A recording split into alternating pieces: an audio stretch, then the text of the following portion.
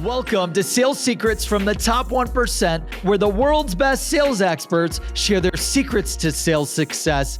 My name is Bornancin, a serial salesperson and entrepreneur, and I'm sitting down with the world's best sales experts to share their top secrets to sales success. Hello and welcome to this episode of Sales Secrets from the Top 1%, where the world's best sales experts share their secrets to sales success. And I am thrilled, honored, humbled, and grateful to have with me today Tami McQueen. Tami is the co-founder of 31 South, a full-service creative marketing and advertising agency, which helps maximize growth for hyper-growth companies. And previously, Tami joined one of the fastest-growing B2B SaaS startups in the US as the first marketing hire at SalesLoft to scale and lead all the lead gen efforts. Tami became the director of marketing at SalesLoft back in 2014, and by the time she left the company in 2017 to start 31 South, SalesLoft was valued at nearly 9 figures. Tami has a lot to be proud of. She's the former NCAA Division I collegiate tennis player and all Intercollegiate Tennis Association scholar athlete. She serves on the executive board of the Kula Project, Global Conservation Corp. And lastly, Tami leads global social strategy at Women Who Code, the largest and most active community for technical women in the world. The award-winning program support over 167,000 members globally. Tami, we've got a lot to cover today. Thank you so much for joining us. Ooh, that's a mouthful. Thank you so much for having me. And I'm really excited to be here and talk through all the things we can. Absolutely. Cram into the time we have. Yeah, exactly. And I know that this is going to be a lot of fun because this is interviewing kind of a marketing growth expert on your top sales secrets. So the audience, to preface the conversation, the audience is dying to know 2 things. Number one, Tami McQueen, Sales Secrets from the Top 1%, where the world's best sales experts share their secrets to sales success. What is your number one top sales secret? If you had to go back in time to when you first started in sales and marketing, what's the one secret that you would give yourself to maximize sales success? Or if you had to hire someone at 31 South, what's that one thing you would write on a piece of paper? But before we get into that, the audience is dying to know number 2, which we'll start with. Who is Tami McQueen? Where'd you come from? What's your background? How'd you get started in sales and marketing? And I want to learn about all the successes and failures that you've had, from the beginning of your career to SalesLoft to 31 South, which we call micro secrets that have helped you level up throughout your career. So without further ado, Tami, tell us a little bit about you and your background. Awesome. Excited to do that. I am originally from Johannesburg, South Africa, and a small town in Joburg called Benoni. No one goes there. No one leaves Benoni. And I think this is such an interesting topic of conversation because I think everyone can relate to coming from either a small town or having very limited opportunities. And I came to the US when I was 17 to play tennis in college. I played for a tiny Division I school in By the way, how was it living in Africa? Like, I mean, I don't. Living in Africa, giraffes, lions, elephants, the usual. Seriously? Like No. it's when I think of it, I think of like safari. I think of like. Yeah. So absolutely, there's safaris nearby Johannesburg, probably within an hour to 2-hour drive, and it's easily accessible. We'd definitely go on vacation every now and then, but there's giraffes don't stick their head through my window in the morning for breakfast, and you don't see monkeys in the trees usually. But it's really incredible. It's an incredible country that has such a close part in my heart, still having been gone for 16 years. And I try and visit as often as I possibly can. It's not a weekend getaway. Yeah. But I have family in South Africa and try and visit as often as possible. That's awesome. And what did is your parents from South Africa, or did they move there for work? Or Gosh, no. So my parents were born in South Africa, and so were my grandparents. I really had to dig into some DNA, ancestry, and background scientific discovery to figure out really where I was from. And it is an absolute hodgepodge of all over Europe and different areas. So it's quite interesting. That's crazy. That's awesome. And Yeah. then you got your whole family wanted to move to the US, or did you just No. come? Yeah. So I played tennis competitively growing up in South Africa with the intention of turning pro. Wow. And yeah, so it was quite aggressive. I played at IMG in Florida and played in the UK circuit for some time as well. And I say this often, but it's really just puts it in such perspective. When you hit 5'2", you're just not going pro. Uh, And so the opportunity was to play Division One, and that would fulfill my love and passion for the sport, and it allowed me to do so while gaining an incredible education at an American university. And that's what I did. But before that, I was so adamant to come to the US to play tennis or whatever it was I was adamant to do in the United States. I would set up a little plastic table outside of my parents' driveway while I was hitting tennis balls against the driveway door. And I had this little table there. So when I was tired with tennis, I'd walk up to the table, had my boombox set up, and I had one cassette tape at the time, and it was the Michael Jackson Bad album. And I nice. figured, Dude, that was a great album. fantastic album. And I would sit there and I'd look at the prime opportunity for when people would be commuting and walking home from work, or friends walking across to their other friends to play, or whatever it was. And I would call people over to the table and say, hey, you've got to listen to a song. I'll charge you 50 cents to listen to a song, and a 1 rand, which is equivalent at that time to $1, to dance if you wanted to dance. I'd upsell them to dance. And That's awesome. once the record got really old, I would end up having to rummage through little knickknacks that I did not think that they would miss, and I'd put them on the table. And sort of that began my sales career, I would say. That's awesome. Selling music before Spotify and Pandora and iTunes. This was circa probably early 90s. Yeah, you're basically the inventor of Pandora. They owe you a bunch of royalties. Basically, the invent. Exactly. Yeah. And so I was adamant. I was like, if you're not going to send me to the US, I'm going to pay for it myself. And I would stand on the edge of my bed every night singing the Star Spangled Banner at 10 years old. I mean, my poor parents. Wow. And the way that you were practicing, so when did you start playing tennis, and like how often were you practicing? Yeah, so I started playing when I was 12, which is quite late for a tennis player to really become advanced in their skill, and became really good very quickly. And I was probably playing every single day, and I would cry if it was raining, because in South Africa, we don't have indoor courts. It's sunny, it's glorious weather, and I would be devastated if I couldn't go out and play. And I was playing every single day, playing tournaments on the weekends. I was missing school to play tournaments, and it was life. And I ended up going to a tennis academy in South Africa as well. That was a boarding school. So I went at 14 and finished high school at 16. Wow. And with the intention to go pro. So I think it's a great idea to step back. You know, a lot of people, Tami McQueen is marketing, sales, software, B2B. Sort of that was never sort of part of my repertoire or anything that I knew. It was tennis. That's what was really what got me here to where I am in the US. And fast forward through my undergrad, played Division One. We won a conference a couple times, played NCAA championships, and I had such an incredible opportunity to travel the US and gain a greater perspective and understanding of the lay of the land, so to speak, and the incredible opportunity to meet people from all over the world.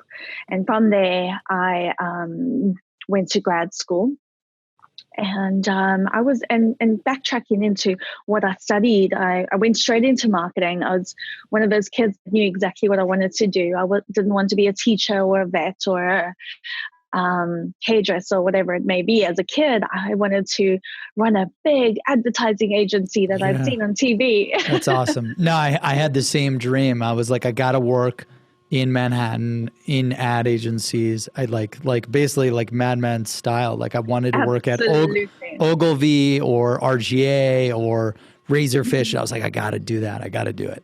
Right. Yeah. That's amazing. And what were like, So you played tennis from 12 to like until the end of undergrad, right? Correct. Yes.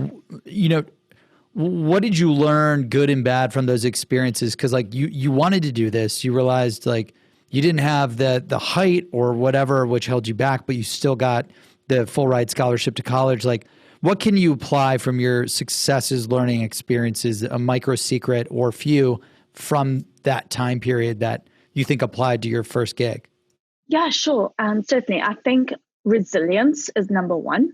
That is truly one of the most important things I would have said that I would have learned in college as a Division One athlete. Is you get injured, it's cold, it's sub-zero temperatures that I've never been used to before, or exposed to snow, extreme heat conditions. You absolutely have to win at all costs. And I think that really instilled within me a mindset of there's really no way to give up. You absolutely just have to be resilient and keep coming back for more, and almost that sucker for punishment idea as we move forward to the idea of entrepreneurship. But it's resilience and understanding that you just can't give up. So, yeah, that's awesome. I think that was a huge. Do you have any other tips around like staying motivated? You know, like practicing every day. Kobe Bryant, I follow a lot. He talks about like every day he plays basketball. You know, well, he did play basketball every day, just every day, 365 days. And I love at the ESPYs, Kobe gave a speech about because of 4 a.m. and 2 days. And I think that is so important because the motivation is going to wear off. And it's truly about having that discipline that's going to get you up every morning, because you're not going to want to get up every morning. You're not going to want to come into the office. You're not going to want to hit the gym. And that motivation is going to die eventually. But it's truly having that innate discipline to keep getting up and keep going for it no matter what. And I think that's really important, that discipline, when you put into an environment where you can't stray from discipline, because there are so many consequences that evolve when you're in such a structured environment, such as Division One athletics, whether it's from the academic side or the athletics departments. You really don't have much room for error. There's no choice. Your scholarship's on the line. There's so many different things on the line. So when you put in the structure, you have no choice but to be disciplined, to show up on time for practice, to be respectful of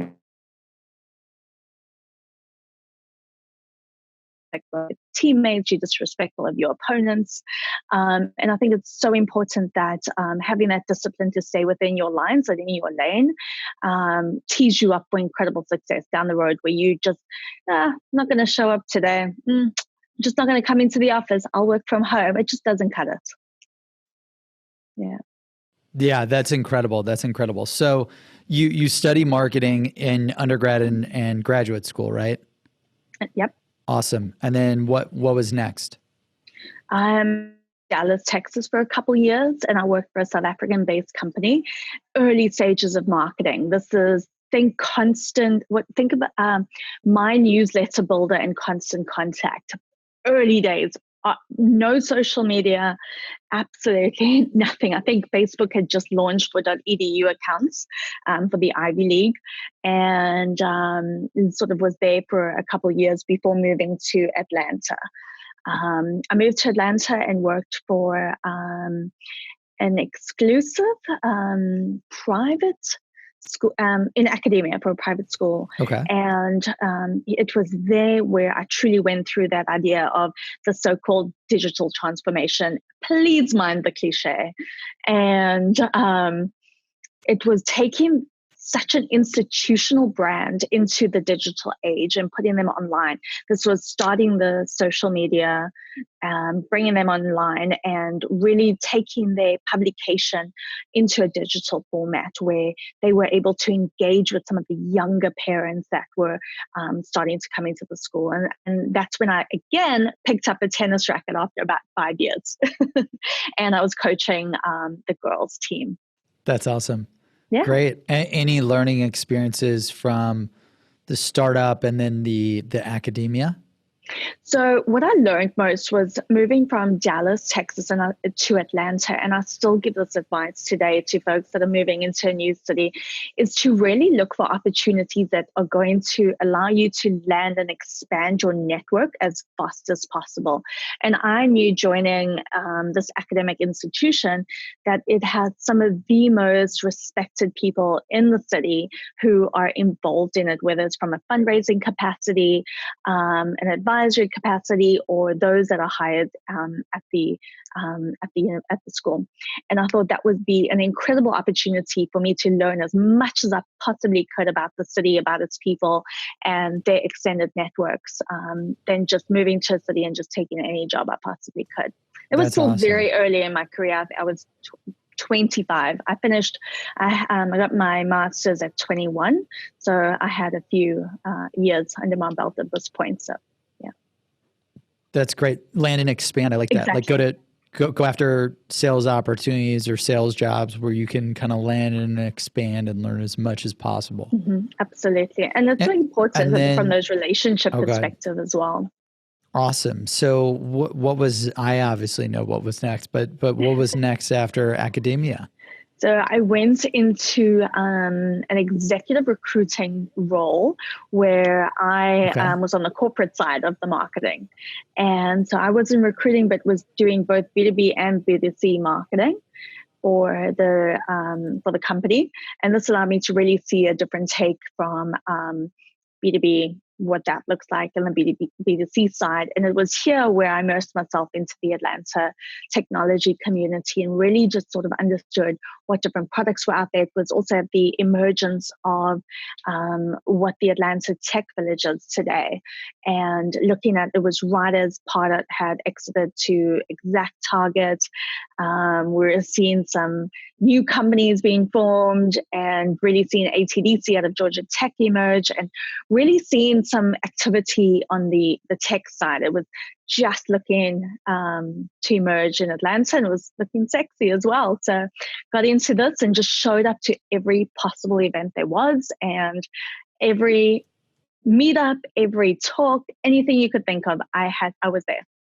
Yeah, that sounds like that was a micro secret. So just be omnipresent in person, it kind of sounds like? Absolutely. And if you're moving into a new city or even into a new function or industry, it's really important to immerse yourself fully and just show up all the time. I think there's some crazy scientific stat out there. We probably need to fact check this, that it takes 7 times to be able to show up 7 times for someone to recognize you or to be really visible in that industry. And so I like that. It takes up to 7 times to show up, like whether it's at an event or on LinkedIn feed or wherever. Yes, it is. And I think it's very similar for your sales cadences or drip emails that you have, is that it takes a certain number of times. I don't know those exact numbers, but I'm sure Topo or another institution has those met out. And just show up and ask a lot of questions. And I was really engaged in Twitter at the time. And I would follow people that I went to the event to. I would reach out to them. I'd ask questions. And in doing what types of questions would you ask? It was relevant to what the talk was about or what they were engaged in, what they were working on. I asked to meet with everyone. I would wait after the events and I would talk to people and share what they were doing, what I was doing, and I would promote a lot of their content as well. So I would read what I found fascinating in my field from some of these so-called influencers or experts in the field that they were talking about and shared that to my growing network. And that's really awesome. That's another micro secret. It sounds like always learning, have a hunger for learning. And it sounds like you also gave another micro secret, like giving back and promoting these people that have helped you learn. Absolutely. I think that's so true, is being hungry to learn and not wanting to be the smartest person in the room. It's such a cliche, but it's really asking a lot of questions and asking questions with the intent to understand, not with the intent to respond. And all too often we are so eager to Can you say that again? What was that? Ask questions with the intent to understand, not with the intent to respond. I love that. It's so that's true. So good. What does that mean and how do you do that? Yeah. So when you ask a question and you listen to understand what that person is conveying to you, the message or what they're saying. Don't listen just to with your follow-up question. Don't ask a question just so that you can ask a follow-up question, because you'll hear when people are asking questions or they're listening, they're just rolling with their next question. They're not really digesting it. They are just so quick to answer. It's like, take that time to digest and understand what they are truly saying, and it might lead you in a completely different direction into what you are looking to gain from that person.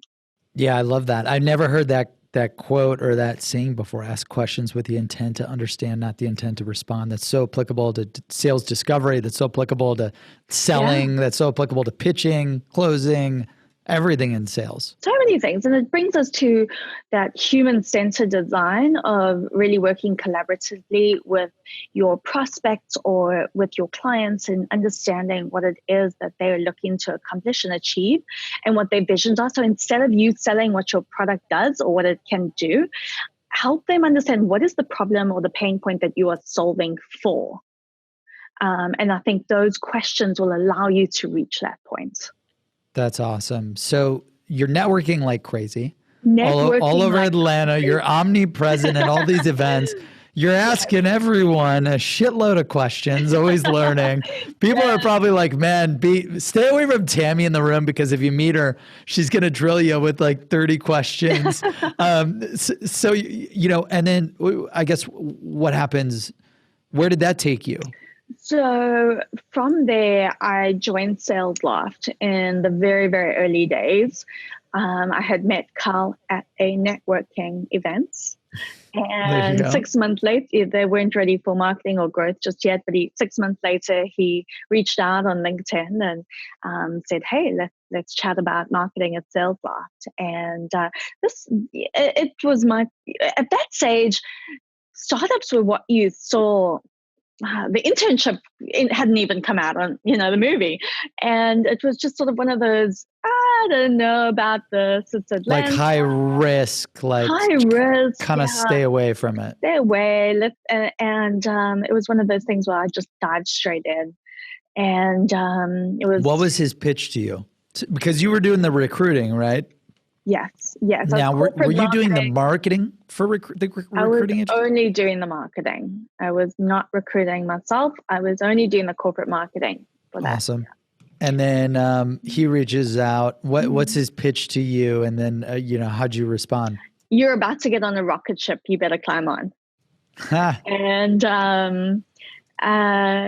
it was interesting. It was such a great experience to join at the very early days and see the incredible transformation that the company underwent in just the time that I was there. What employee number did you join at? I was in the top 20. Okay, top 20. And they've got how many, like a few hundred people now? Oh, goodness, several hundred. I think it's close to 400 perhaps. Wow. So you were one of the first 20 and now they're at 400. Yes. Now, were you the first marketing hire? I was. Okay. Yes. First marketing Did they do, because Porter did a lot of content writing. Yes. Yeah. Previously. And I mean, I feel like I know Porter better than a lot of people, because I study all of anyone that built any type of sales platform, I study religiously. And he was incredible at studying everything on the topic of sales. And I think that's how, that's a very respectable trait of any entrepreneurs, to fully immerse yourself in anything you're possibly getting into.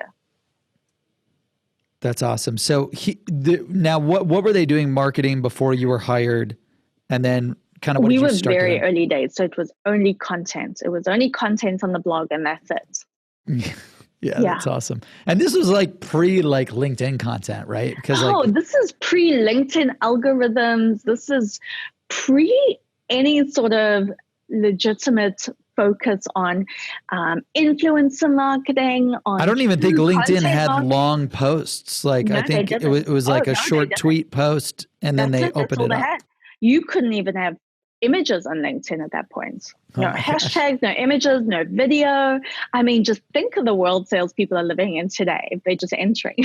I know. I'm trying to launch a reality TV show on LinkedIn. I'm sure you probably see the content, but oh yeah.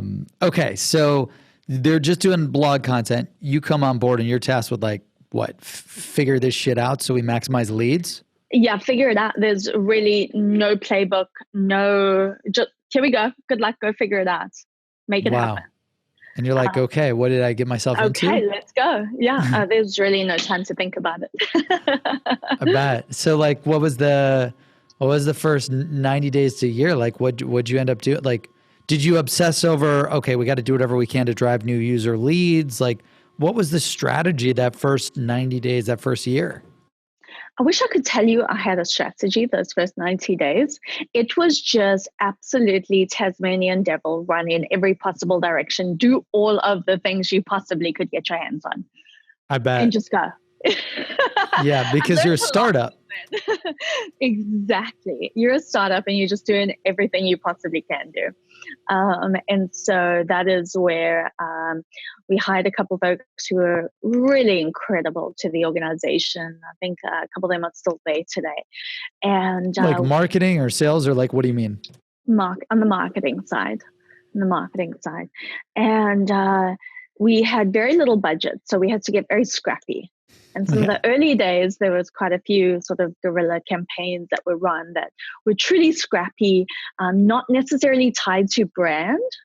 And so I would say that is one of the most significant learning lessons I learned early on, is being really cognizant that your efforts are tied to the brand or have alignment with the brand, which you can make a big splash. And if folks don't really resonate well with the brand or the outcome or what you are doing, I think that can be really tough to show long term. Okay. Do you have an example? I think it's important, for example, to look at some of the things we did at Dreamforce in the very early days. We looked at Salesforce as how we could maximize the CEO in terms of a lot of relevancy, and it worked well for what it was, and it made a great story afterwards. But I think it wasn't tied specifically to the brand, and it was tough to show how that worked, and that evolved over time in the consecutive years. Like you're saying, like when we, got the person to look like Mark Benioff, you're like, that was cool, but it didn't drive a lot of like business goals.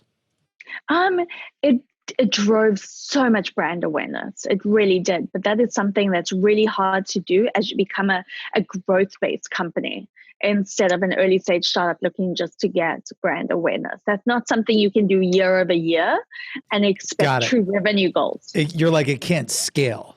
Like, it's not going to scale. No. You can't do Benioff every year, make a big splash. And that was pretty sweet though.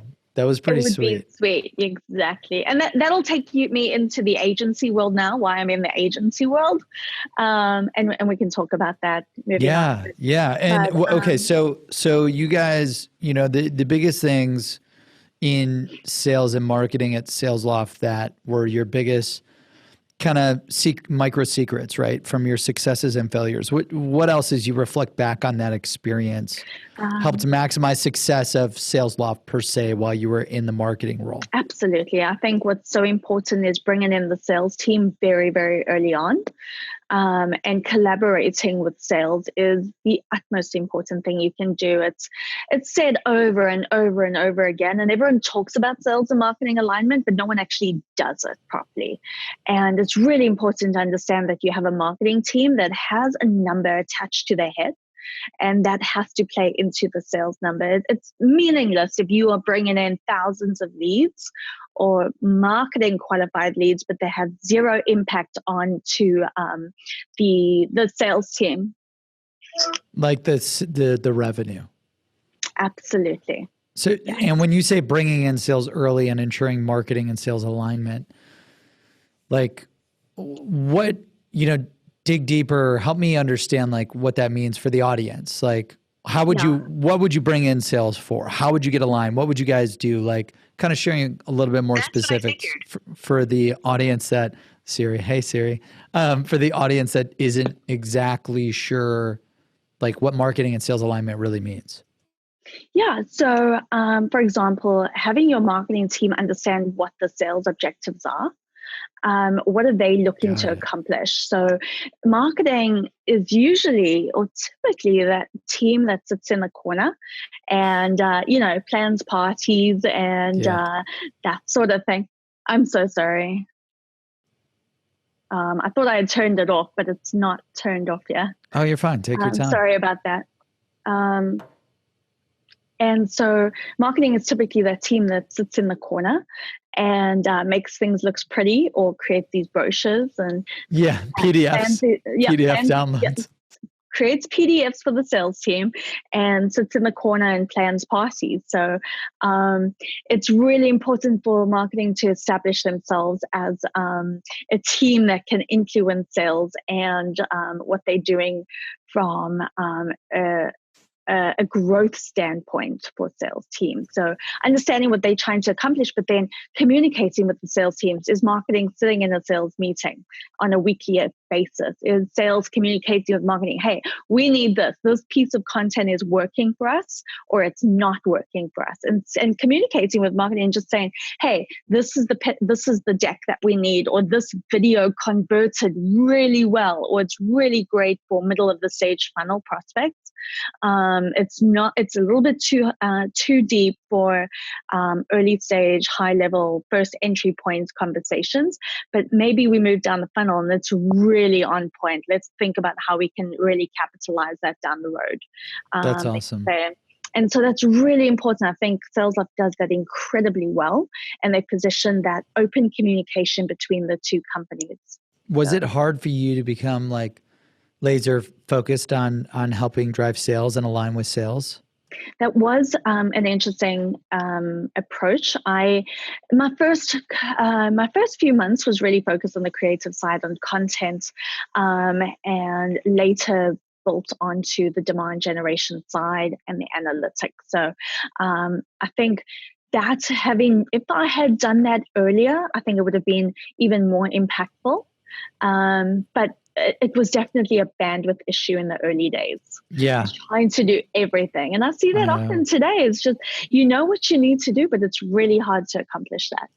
Yeah. I mean, the content stuff's a lot of fun and it takes a lot of work. And then, and then you realize like, oh, hold on. Like, what is our true business goal here? Exactly. Like, is this helping us hit our numbers? Exactly. And if not, like, I see us at Seamless, like we're transitioning more to demand gen now and focused on the numbers that we need to hit to drive the 10x growth. And it's interesting. Now, when you say like, hey, we got to make sure marketing has a number, like a sales quota, sales number, do you, like what are some of those KPIs? Like, is it like booked appointments? Is it leads generated, new users acquired for the platform, free trial requests? Like, what was that for you there? A few examples that worked well for me were sales accepted leads. So you already measured, so marketing had their own numbers, which was great. You had your marketing qualified leads, which those went through a series of parameters that were disqualified based on those inbound leads that came in, and they were easily disqualified. Did they have a company address, email address, and it just went through that process. But then those landed up with marketing qualified leads. But once we handed those over to the sales team, those then became sales accepted leads. So what was that number? And so measuring what those sales accepted leads were. And then another interesting approach. And like with that, just real quick, and don't forget what you were about to say. I got it. So perfect. Yeah, because I didn't want to interrupt, but this is kind of important. So when you say sales accepted lead from marketing qualified lead, is that like, okay, so SalesLoft, your prices were $300, $600, $1,200, you know, a package or whatever, which means like roughly one seat, you know, the 300 included 3 or 5 seats, the next level. And so like you had to have a certain amount of minimum salespeople. So if you're if you're bringing in leads that only had 1 or 2 salespeople, you would say that the sales team would not count that as a sales accepted lead, and your goal would be to like get higher qualified, higher seat leads. In the early days, we weren't chasing mid-market or enterprise accounts. So we weren't necessarily we were still selling onesies and twosies. Got it. And that was, you would sell them, you would do month to month or annual, right? That's correct. And we're still working on the earliest product that we had. Yep. That's awesome. And then when did you, that got you up until, basically sell anything to anyone, which is really cool. That's how startups are built. I love it because we're doing that now and trying to transition. Yeah. Shit, everyone does it. At what stage of revenue did you say, you know what, the onesies and twosies won't take us to the next level? Was it $1 million, $500,000 in ARR, 2 mil? I don't know. I'm just curious. If I remember correctly, it was somewhere between 5 and 10 million where we started looking toward, and we transitioned products as well, and then started looking to go more mid-market. And then post Series B, it was a heavy focus on the enterprise approach. Okay. So up until 5 million, you would sell anyone, any package, month to month or annual? I think it was, they had to have significant, a sales team. They obviously had to have a sales team. You're not going to sell the largest package to a one-person sales team. So if it made sense in that capacity, I can't give, I don't remember exactly what. Yeah, because it's been a few years. Just curious. That's awesome. And so much has changed in the business now. Of course. And then what was the next thing that you were going to say about a metric that's really important? A lot of companies are looking at conferences. A lot of folks do trade shows. And I have an entire diatribe on conferences that I'm happy to get into. Awesome. Yeah, let's hear it. Sales teams, but also it's really important for, I think, marketing teams to look at a number, especially for conferences or roadshows or different events that they attend, is looking at the percentage of your qualified leads that are in the same room at the same time. So it's really hard to get an ROI from events. I understand that. You almost always have to write off 50% of your budget to straight brand awareness. You're never going to measure it and you're not going to have an idea what that looks like. But for that other 50%, how you could measure that is not just the inbound leads, because look, I've been at Dreamforce on this trade show floor and seen a company scan Monk's badges just to hit a number of how many inbound leads they get. And, I call bullshit on that. So I am not about trying to scan someone's badge. I think that's meaningless, and the sales team is not going to value what that lead looks like. And so what's important is being able to say, what percentage of your tiered accounts or qualified accounts are in the same room? Or have you invited the percentage of those tiered accounts or named accounts to your party or to your happy hour? Or are they in looking at different conferences that you are going to sponsor, how many of your competitors are at that event? Or how many of your named accounts will be in the room at that time? And I think that's a far better metric to tackle. Awesome. So I got in a fight with my investors because they're like, you got to be at SaaStr. And I'm like, oh, man, I got so much shit going on trying to scale us 10x. They're like, you got to go to SaaStr. You got to go. I told them, no, I don't want to go. They're like, you got to go. 12,000, 20,000 SaaS companies. So, for me and for other people or companies salespeople that don't want to go to an event, but you're saying go to the events where there's a high propensity of a lot of prospects, right? Yeah, I think it's interesting. So for SaaStr, if you're an early stage company, it depends what you're looking for and what you're trying to get out of it. I think it's important to be there. Do you necessarily need to sponsor every single event? No. If you're going to walk up to a conference that you've slapped on $10,000 to $50,000 for a sponsorship and stand behind a 6-foot table, you're doing it wrong. It's just not going to work for you, because you're going to have your sales executives standing behind a table and hoping that everyone's coming to them to willingly then give them an email address. I think it does not work. It's not going to scale, and you're going to be standing at the booth all day. It's really, how do you create a really omni-channel approach to your event success. And it's, okay, great, we're going to set to every single person that I need to know is going to be there, from the investor side, from prospect side to hiring. Everyone's going to be there. So what sort of periphery event can I capitalize on this trigger event? How can I host a happy hour? How can I host an exclusive dinner? This is not your steak dinner at a steakhouse down the road. This is like a highly curated group of people with current customers, your top sales executives and prospects, and probably an investor in the room, and get a chef dinner at a remote location that no one really knows about. It's edgy, it's about to open, and really create these experiences that people are going to be moved to share and they're not going to easily forget. And that's where you make a difference when it comes to an event.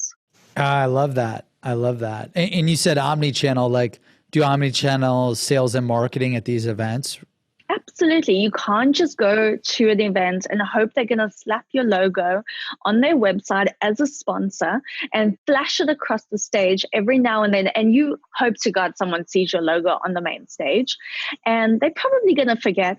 I've held a conference and we forgot to flash a logo across the stage, and just not great. So I think it's tough. It's really tough to see ROI from a mega sponsorship without doing anything else around it, without having a sales team working with your marketing team to really amplify the opportunities, reaching out to the people that are going to be there, reaching out to your customers, saying, I'm going to be there, and setting meetings before you even get to the event. If you're not setting meetings before the event, it's game over. It's just not going to work.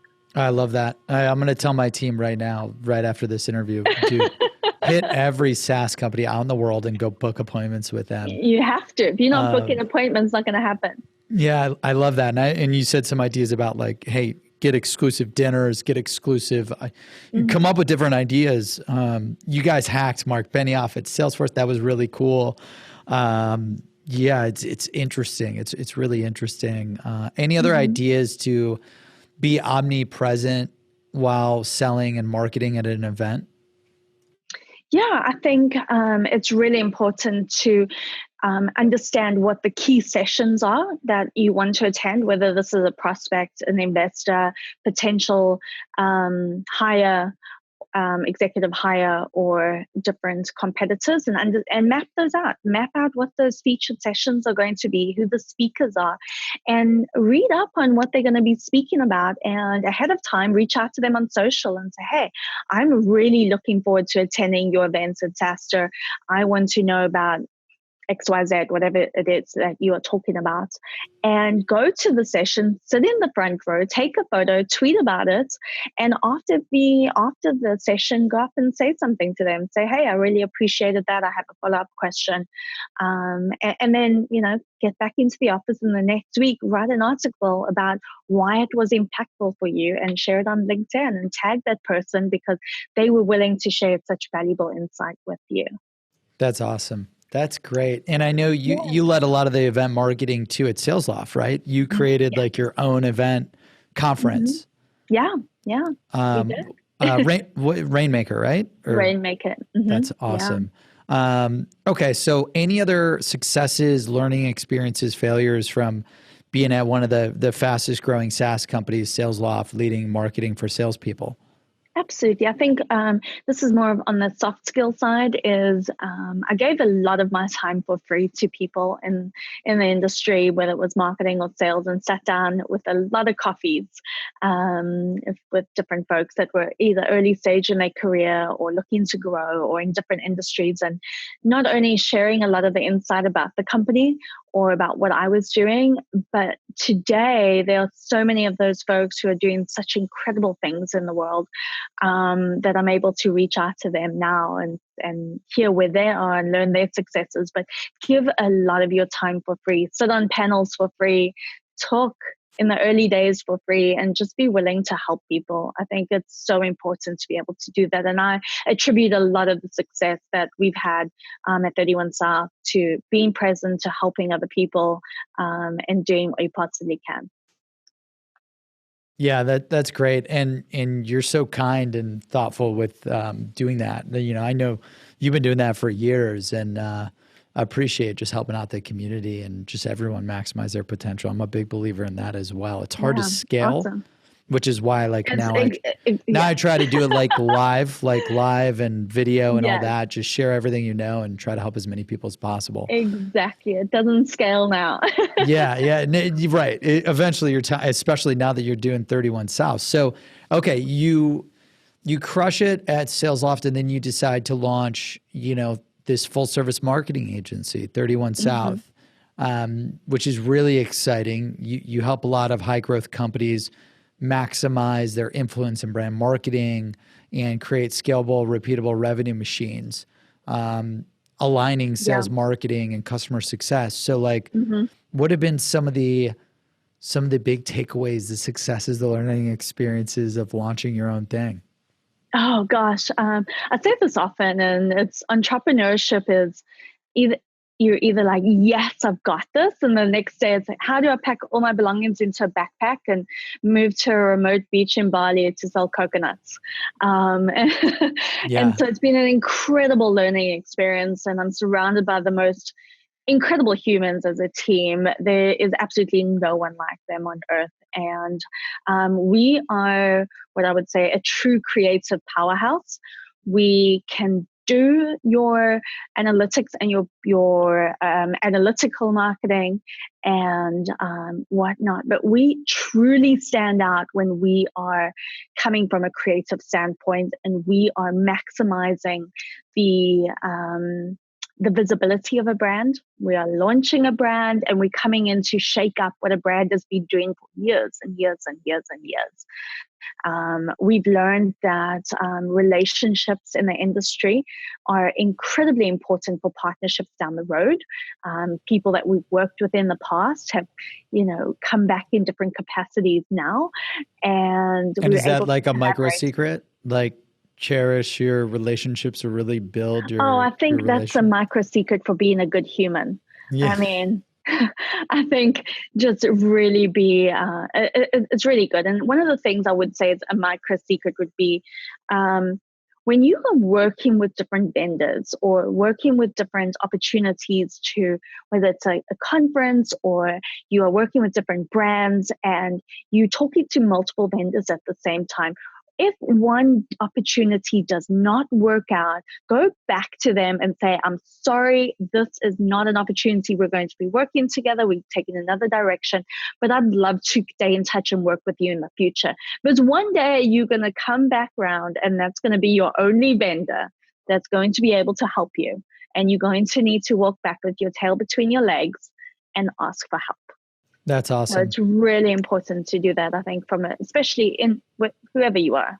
It's really important. That's incredible. And, now that we've got like the history, right, of Tami McQueen and everything you've learned, let's get into what the audience is dying to know. Sales secrets from the top 1%, where the world's best sales experts share their secrets to sales success.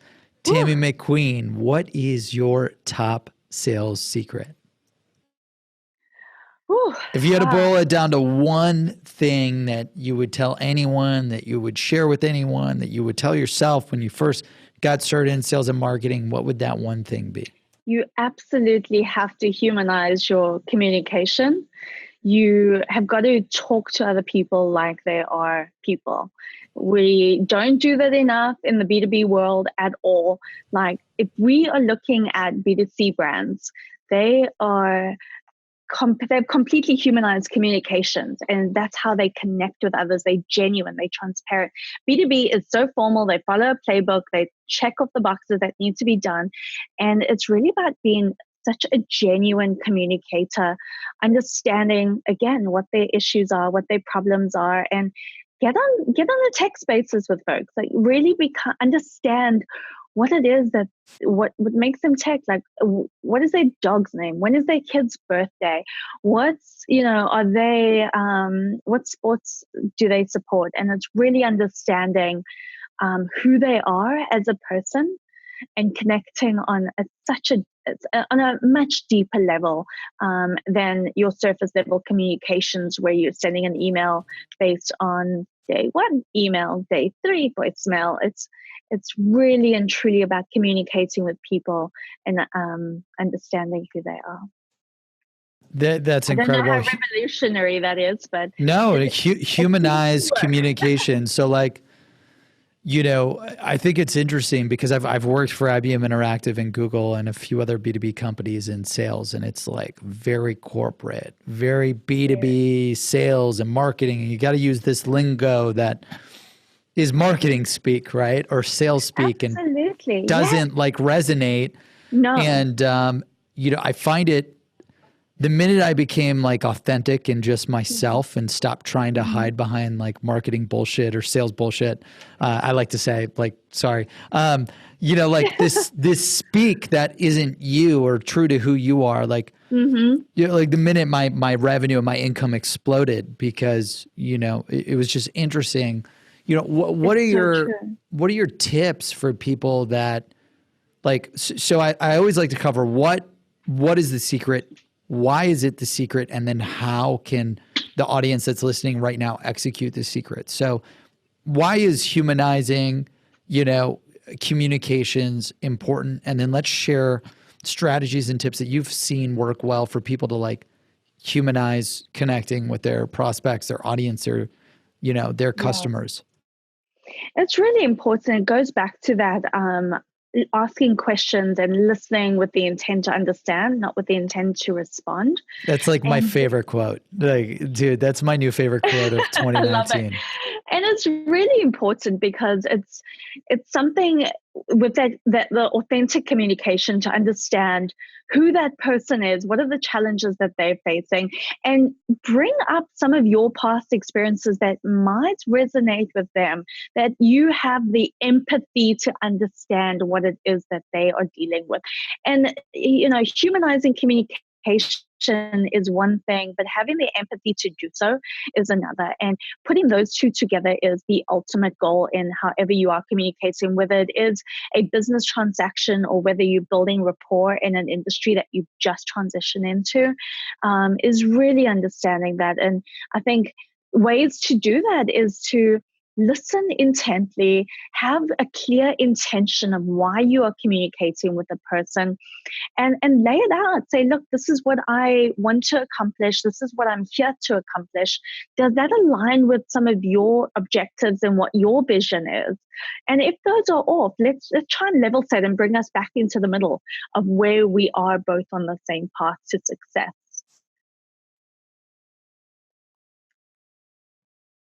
That is awesome. Sorry, I was stuck on mute. Well, another great secret with humanizing communication that I found was exactly what I just said too, to add on to Tami. Asking question with the intent to understand, not the intent to respond. I always mute myself. Like, so like I can't talk. Like I mute myself, so I have to intently like listen to everything that you're saying, and I just take it all in. One of our guests, Mike Brooks, who we had on the show, Mr. Inside Sales, taught me like your most powerful thing in sales is the mute button and to just shut up and listen.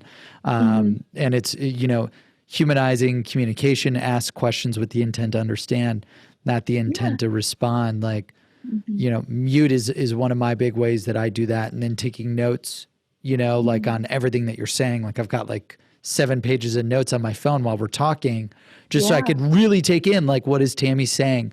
How can I understand how to learn this? And how do I do land and expand? How am I going to be resilient? How can I be omnipresent at events? How can I always be learning?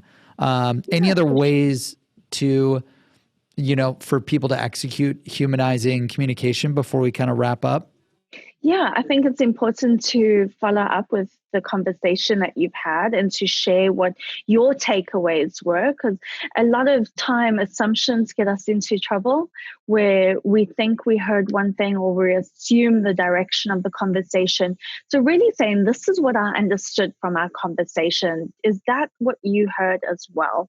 And following up on that, being very clear with communication and saying, let's not let this linger. If something bothers you, let's talk about it straight away, in addition to your follow-up conversation, and be very clear and transparent with what it is that you're looking to accomplish. So there's no sort of gray area in what's working and what's not. I love that. And how do you gain what's your recommendation? Because I was just able to build up the confidence, from launching a few companies at a young age to be confident in who I am as a salesperson and to not have to I feel like salespeople, they feel like we have to be perfect in everything that we do with communication to our prospects to keep, you're selling VPs of anything, directors of anything, managers of anything. You try to be so perfect, but the reality is the world is imperfect. Everyone is imperfect. What's your recommendation, to be human, to humanize how you sell and how you prospect and how to create that authenticity? Yeah, for what I've learned over the past few years is also owning my mistakes and not trying to work around them, saying, look, I messed up. I'm sorry. I forgot the meeting. I didn't send the right thing. I'm sorry. That was my mistake entirely, and own up to it straight away. Look, we all make mistakes, and level set on many different ways. And sometimes there's a difference between being self-loathing and self-deprecating, where you can just have a little bit of fun with it and say, I know for a fact I'm not the best at analytics, but I got a guy for analytics sort of thing. So calling out when you know you've got something, and then also calling out when you know you don't know something, or you may not have the right answer. Yes, call it out immediately, and don't try and know all the things at the time you need to. Just say, look, I really don't know the answer to that. I'll get back to you on that. And just say, look, that makes you human. Instead of trying to be a know-all and come up with an answer immediately, just say, look, I'm really not an expert in that, but I know someone on the team who is. Let me talk with them, and either I'll bring them into the conversation, or we can follow up on that at a later stage. Yeah, no human knows all the answers to everything. No. No. So I feel like you lose credibility when you try to have every single answer perfect to every single question that anyone ever asks. Yeah. Prospects don't want to work with a know-it-all. No, absolutely. And just being really real about who you are, some of your flaws, some of your triumphs, and celebrate the little wins. If you get 100 likes on your LinkedIn post, celebrate it. It builds up confidence. It's something that can help you move on as you move down the road as well. So it's not just waiting. We often think that we have more time than we do in life, and celebrate the wins that you have today. Don't think I will be happy or I will be successful if I close this, and this, and this, or when I get to this level, or when I achieve that.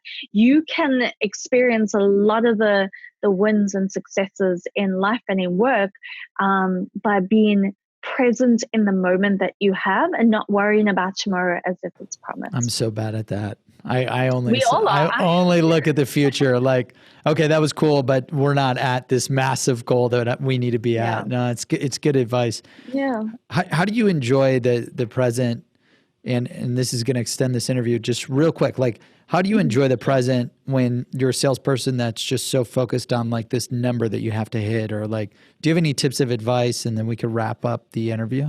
Yeah, it's important to surround yourself with a team who celebrates these wins and are geared toward your success as well, just as you're geared toward their success. So stop for a moment, enjoy the win, celebrate what you did well. You had a great call, you launched an incredible company, or you had a great marketing win. Celebrate it and see how that drives toward chasing a greater goal. There are so many different ways to get to that goal. There's not just one path, and being able to celebrate how you got there is just as important as getting there. That's awesome. And, did you have to, I had to drop a lot of people from my network and from my circles and from my friends and family and all that jazz who weren't supportive of those wins. Did you have to do the same, or no, you always had a perfect network? Oh no, it's really, it's important to, I like to say, surround yourself with a personal team, just as you surround yourself with a professional team, and understanding that folks are really in it for the long haul. Starting a company, as you're well aware, is certainly not a walk in the park, and you don't have Monday nights at 7:00 to watch The Bachelor. That just doesn't happen. Yeah. And so, did you catch the new episode last night? I saw my fiance recording it. I didn't. I don't. I don't watch TV, actually, surprisingly enough. And what do you do instead of watching TV? I fill my time with the nonprofits that I'm working with. Awesome. I work out. I do other things. No, I don't have time to watch TV either. So I totally get it. That's awesome. But it's good. Yeah, and I think it's important that you have to surround yourself. And again, another one of these age-old sayings of you're the average of the 5 people you spend the most time with. And that's it really has stood in the front of my mind in everything that I do, and really valuing and being protective of my time as well. That's amazing. Well, Tami McQueen, thank you so much for sharing with us your sales secret. You have to humanize communication, ask questions with the intent to understand, not the intent to respond, and be human in everything that you do, no matter how hard it is. And then, you shared a lot of secrets around give back and promoting, not wanting to be the smartest person in the room, always be learning, have a hunger for learning. You got to show up 7 times or more, be omnipresent, land and expand, resiliency, you name it. Where can the audience follow you, subscribe to you, learn more from you after this show? Of course. I'm on LinkedIn. I love having conversations over there. Also on Twitter, local at last. It's also local at last. That's what I go with the last. And social is really an easy way to get in touch with me. I am really easy to communicate with there. And then email Tami at 31south.io. Awesome. Well, thank you, Tami, for joining us on this episode. And thank you to the audience for joining us for Sales Secrets from the Top 1%, where the world's best sales experts share their secrets to sales success. Pick up a copy of the book at secretsalesbook.com. That's secretsalesbook.com, secretsalesbook.com.